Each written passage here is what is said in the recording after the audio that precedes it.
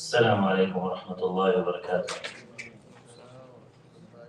الحمد لله الحمد لله والصلاة والسلام على أشرف الأنبياء والمرسلين وعلى آله وصحبه وبارك وسلم تسليما كثيرا كثيرا.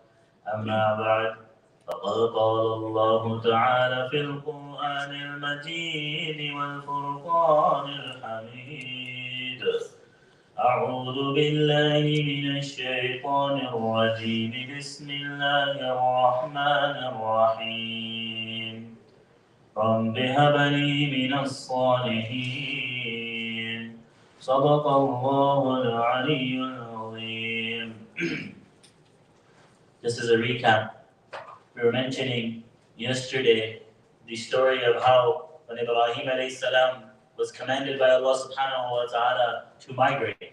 And the rule of the Anbiya alayhim as-salam is that they migrate until Allah subhanahu wa ta'ala tells them to stop. So we talked about how Ibrahim alayhi salam went through Egypt and the incident that took place in Egypt, and now he's in Palestine. And for some years he's been preaching the deen of Allah. He's gone through so much in his life. He's at the age of 80, 86, somewhere around that number. And Ibrahim alayhi salam, 80, he's in now 80, he says, Rabbi habali min as-salihin.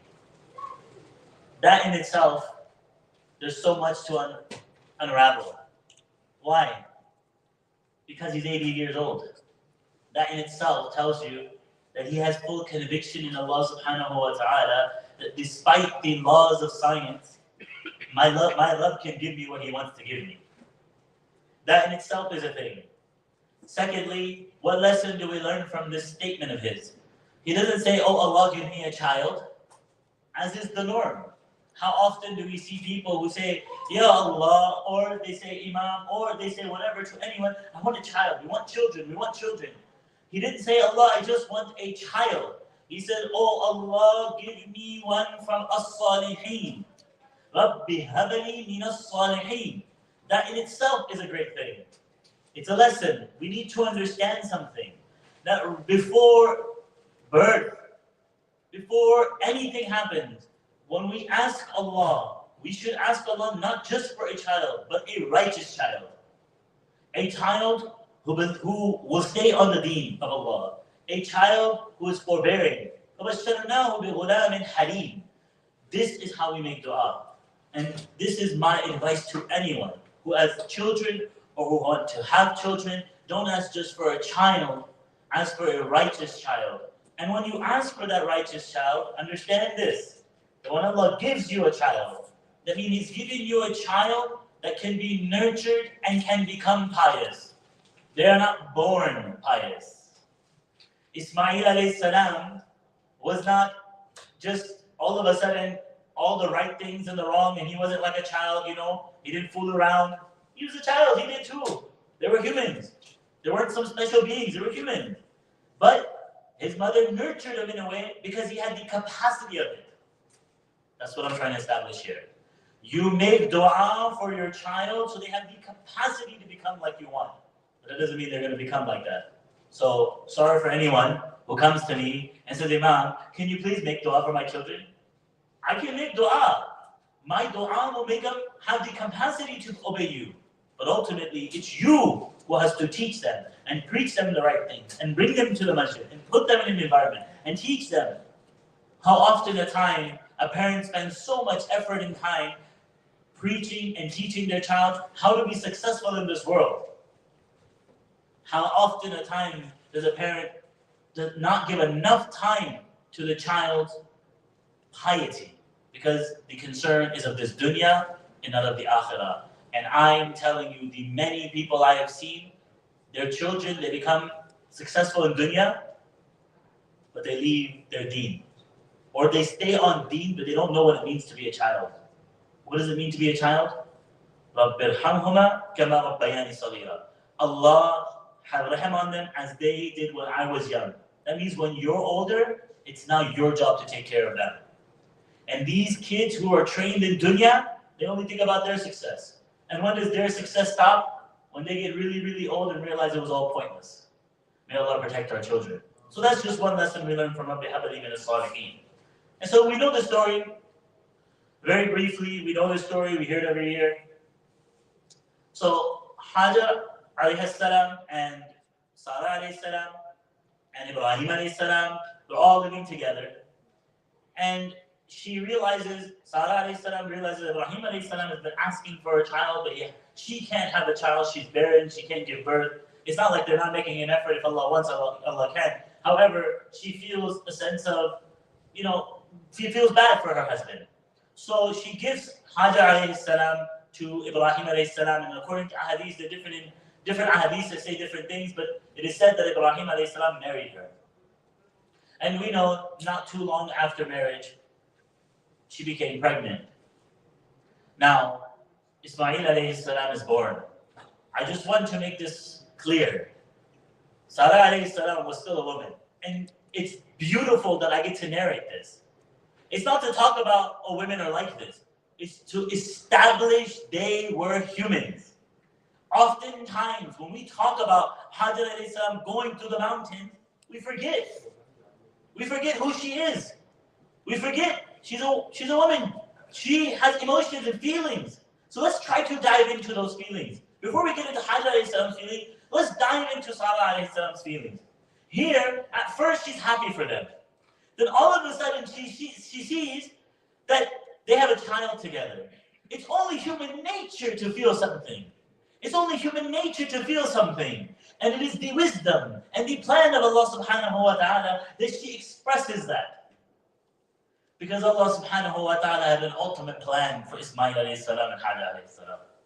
So, without going into the details of it, her human nature overpowers her. She is not pleased with seeing Hajar alayhi salam and Ismail alayhi salam in her presence. She just can't take it.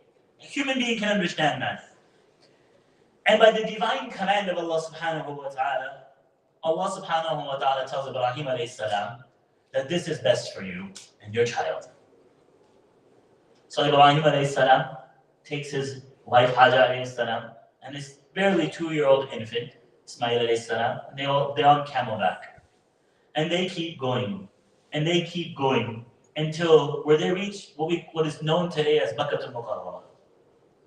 We know this story. We're just understanding something.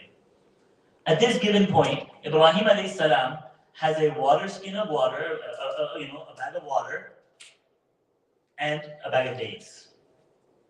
And he gives it to her. And he turns around. And he starts to go. Starts to leave them. In the middle of the desert. No, we don't get it. In the middle of the desert, he leaves his 2-year-old child and his wife, no one around. Gives them a bag of dates. Gives them water. Do you think he wasn't human? You think he didn't feel anything in his heart? That's why when we started about Ibrahim alayhi salam, what did I say? شَاكِرًا لِأَنْعُمِهِ. He was grateful to Allah for all the favors of Allah, despite the sacrifices he made. وَإِبْرَاهِيمَ الَّذِي وَفَّى. Despite, we're going to read it today, that despite all the different things he had to do, wafa, he completed them entirely. He walks away despite feeling emotion in his heart, despite feeling pain in his heart. He doesn't doubt that Allah will take care of them, but it's only human nature. Because what do we always say? Allah subhanahu wa ta'ala makes you go through difficulty sometimes, and then he takes you out of difficulty. Now who can sit here and say, as a father, I would be okay with letting my child maybe suffer through hunger, my wife suffer in the desert, in the heat, even though I know Allah will take care of them, but I'm okay with it. No, we would do anything we can to make life as easy as possible. But Ibrahim alayhi salam just walked away because that's what Allah told him to do. Now I want you to understand Hajar alayhi salam. What a woman. He starts to walk away. Now she sees him. She says, "You're going to leave us here." She doesn't know the command of Allah. You're going to leave us here. There's no human. There's no food. What is going to happen to us? There's nothing. And he keeps walking. Because he knows, if I say something, my emotions will get the best of me. If he tells her straight up, Allah will take care of you. This is the command of Allah, and Allah told me to do this, and this is how it has to be. He could have, but he just knew if he started that conversation, it would hurt. But Hajar alayhi salam knows something. I want you to understand something. What could she have said? She could have thought, oh, I see how it is. Your other wife doesn't like me. So what? You're going to leave me here, huh? You're going to go back to her. She could have thought this, and she would have been justified in the thought. How many of us can say that's not a rational thought process? She could have said, as some may say, I'm going to go call my dad. You know who my dad was? Who is he? Who was he? He's a king. You think you can walk away from me like this? Half your assets, I'll take everything from you. She'll take everything from him. Take your life in the process. My dad will take care of you in a second. She could have said, I'm the daughter of a king. How dare you treat me like this? Put me in the desert, in the middle of nowhere? She knows Ibrahim alayhi salam is not such a man. She knows this. So she says to him, did Allah command you of this? And to that he says, yes. From that moment, Hajar alayhi salam, all her anxiety went away. She said, if that is the case, then my Rabb, my Allah, will not allow us to go to waste. He'll take care of us. So did Allah subhanahu wa ta'ala's help come instantaneous? No. Her iman was there. Her conviction was there. And as Ibrahim alayhi salam kept walking and walking and walking, he got to a point where they could no longer see him.